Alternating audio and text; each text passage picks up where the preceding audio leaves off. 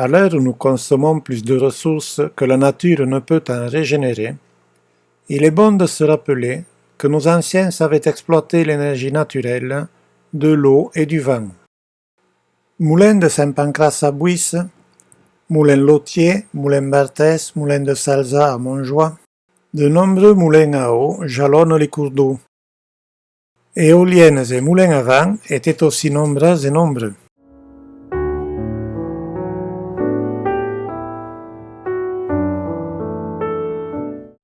Ici, dans la vallée du Sou, une vieille meule tourne depuis plus de 400 ans, avec l'aide de la seule force du torrent.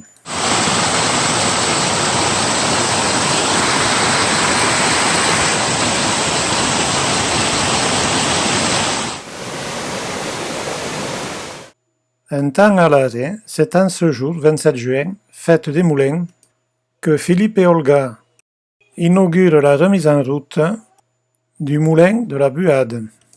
Et signe des temps, c'est toute une population qui a porté le projet grâce à un financement participatif. Nous sommes ici dans une oasis de verdure et de fraîcheur. Les vairons sont bercés par le paisible béal qui active les pales du roudet, cette roue qui fait tourner la meule. Le Sou a fait longtemps le bonheur des pêcheurs. Malheureusement aujourd'hui, il est moins poissonneux.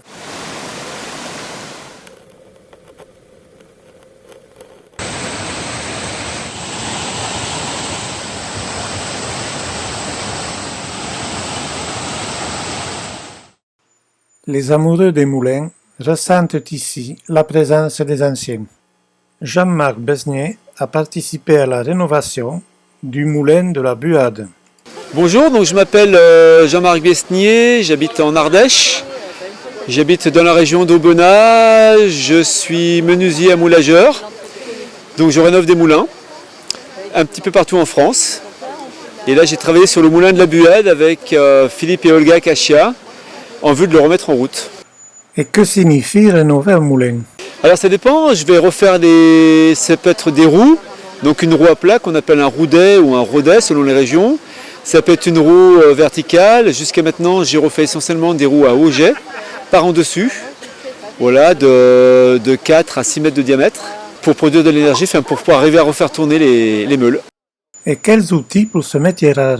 Mes outils, c'est d'avoir ma machine à bois dans mon atelier. J'ai un petit atelier, j'ai pas besoin d'un gros atelier finalement, machine à bois. Et puis après, beaucoup d'outils électroportatifs sur les chantiers, beaucoup d'outils à main. Quels bois sont utilisés pour ces moulins? Beaucoup le châtaignier. J'habite dans les châtaigniers, donc c'est un bois que j'adore et c'est un bois imputrescible, donc je travaille énormément le châtaignier. Châtaignier, chêne, j'ai même fait des roues en Douglas, on peut utiliser toutes sortes de bois. Et que dire de cette profession? Donc on est très peu nombreux d'abord, en France, on se compte sur les doigts d'une main je pense. Je suis menuisier charpentier à moulageur, donc qui rénove des roues. Et la particularité, c'est de remettre en état des vieilles installations en vue de refaire de la farine.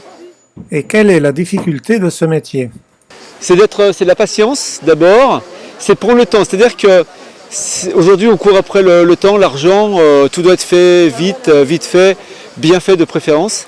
Là c'est pas ça du tout, quand on travaille dans un moulin, il faut prendre le temps et on doit d'abord, c'est beaucoup de réflexion, beaucoup de dessin et puis et prendre le temps pour réaliser les choses, il faut pas se presser. J'ai pas de salarié par rapport à ça, c'est-à-dire que je pourrais pas avoir de salarié en rénovant des moulins, c'est pas possible. Toute la France, j'ai refait des moulins en Bretagne, là je vais en refaire dans les Hautes-Alpes, toute la France. Y a-t-il beaucoup de moulins en France? Il y en a partout, le pays on est très riche et les gens sont conscients de la valeur du patrimoine. Il y a de plus en plus de rénovations, c'est très rassurant. Y a-t-il encore des moulins à vent?